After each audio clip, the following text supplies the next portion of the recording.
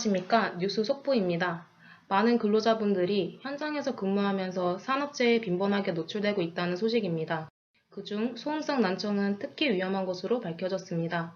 소음성 난청은 자신이 인지하지 못하는 사이에 발생하기 때문에 영구적인 장애를 일으킬 수 있는 것으로 나타났습니다. 그렇다면 소리와 소음의 차이는 무엇인지 김인천 기자 불러보겠습니다. 김인천 기자. 네, 김인천 기자입니다. 소리란 인간의 귀가 감지해낼 수 있는 어떤 압력의 변동으로 소리는 진동면에서 공기 압력이 높고 낮은 파동이 생겨 전파되면서 청각을 자극할 때에 느끼는 일종의 진동을 의미합니다. 그럼 먼저 준비된 자료 영상 보시겠습니다. 좌우 측면에 위치한 귀는 구조적으로 웨이, 중위, 네이로 구분됩니다. 웨이는 귓바퀴와 웨이도를 포함하는데 소리를 고막까지 전달하는 곳입니다. 연골로 만들어진 귓바퀴가 소리를 모으면 웨이도가 공명기 역할을 해서 소리를 고막에 전달합니다. 새끼 손톱만한 고막은 웨이와 중위를 나누는 경계선으로서 소리의 전도에 매우 중요한 역할을 하는데요.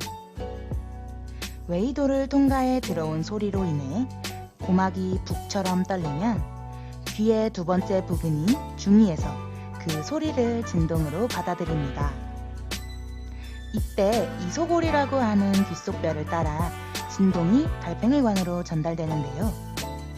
달팽이관 속에 림프액이 있어서 이 림프액이 흔들릴 때마다 청세포, 즉 작은 산모가 진동해 신경신호를 만들고 이 신호가 대뇌로 도달하면 우리는 비로소 소리를 듣고 이해할 수 있게 됩니다. 그렇다면 소리와 소음의 차이는 무엇인지 알아보겠습니다. 소음이란 사람이 원치 않는 소리 또는 정신적, 신체적으로 인체에 유해한 소리를 의미합니다. 인간의 귀는 0부터 120dB까지 상당히 큰 범위의 소리를 들을 수 있는데 이때 소음이 90dB 이상인 경우 청각에 유의미한 손상을 줄 수 있습니다.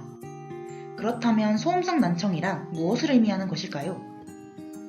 소음성 난청이란 감각 신경성 난청 중 가장 흔한 질환으로 산업 현장이나 도시 발전에 따른 환경 소음 등으로 인해 빈번하게 발생합니다.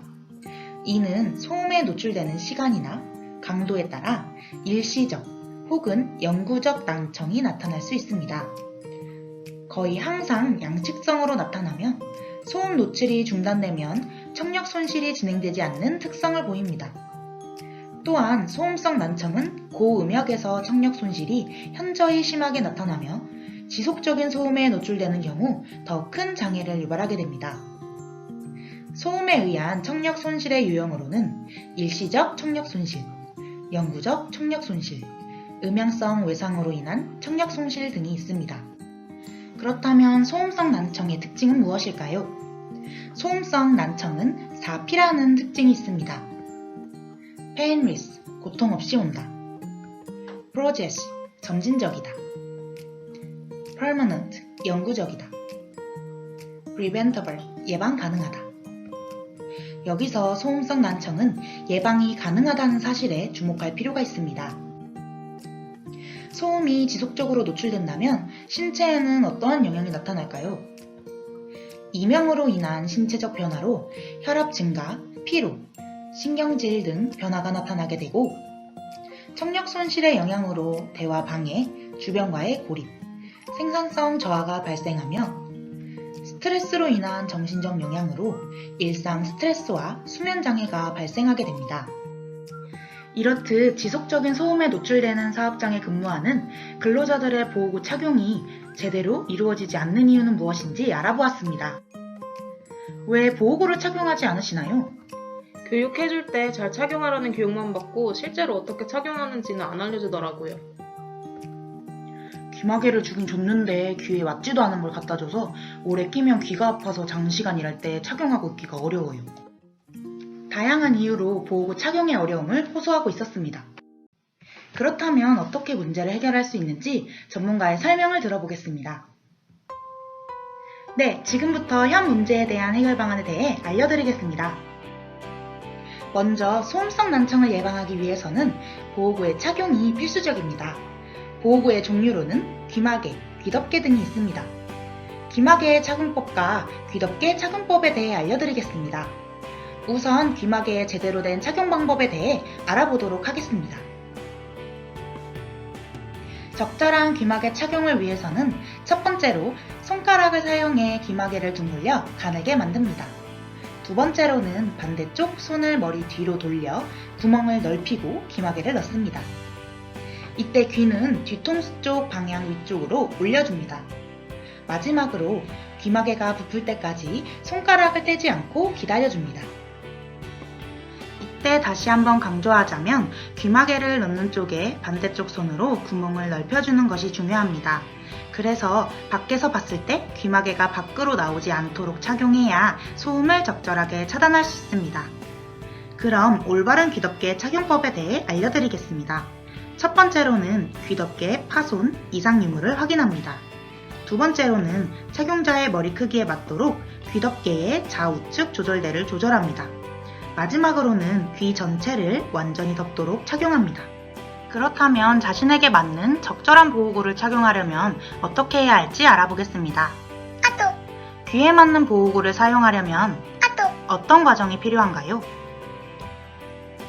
자기한테 맞는 보호구 착용을 위해서는 사이즈별로 나와 있는 귀마개를 자기 귀에 맞는 것으로 사용하거나 사업장 자체에서 귀마개 적합도 검사 피팅 프로그램을 실시하여 적절한 보호구를 선택할 수 있도록 지원해주는 방법이 있습니다. 그렇다면 소음성 난청 예방은 근로자만의 노력으로 해결할 수 있을까요? 근로자만이 노력해야 하는 것일까요? 소음성 난청을 예방하기 위해서는 각 사업장마다 현실적 해결 대책을 고려하여 근로자의 노력뿐만 아니라 사업장 환경 개선의 노력이 동반되어져야 합니다. 그렇다면 사업장 환경을 개선하기 위해서는 어떤 방법이 있는지 보건관리자의 설명을 들어보겠습니다. 네, 지금부터 환경공학적 개선 방법에 대해 알아보겠습니다.